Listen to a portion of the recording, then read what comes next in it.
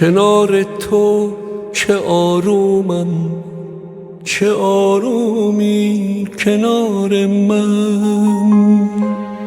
تو چشمای تو آرومه، چشای بیقرار من.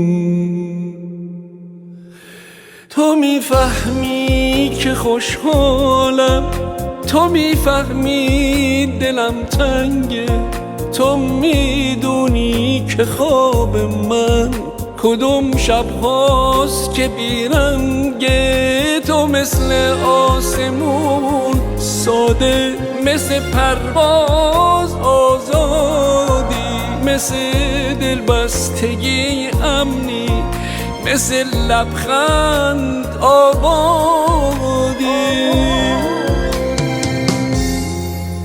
کنار تو چه آرومم، چه آرومی کنار من.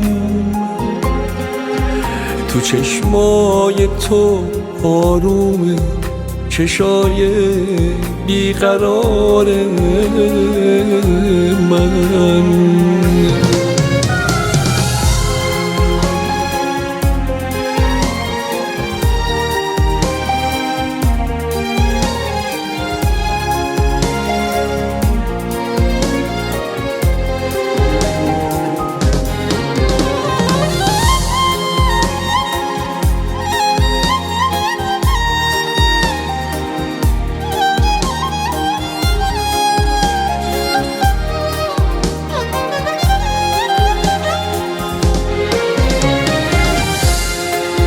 یه پروانم که توی باد میخوام، تو دست تو جاشم میخوام.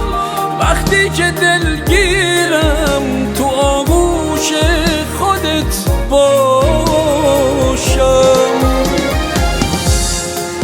میخوام وقتی دلت تنگه غمت رو شونه ها باشه. اگه عشقی تو چشمات مسیرش گونه ها باشه.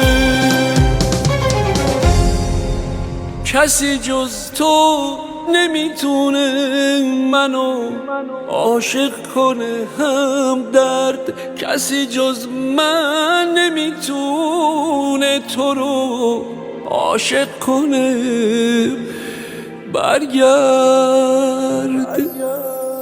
کنار تو چه آرومم، چه آرومی کنار من. تو چشمای تو آرومه، چشای بیقرار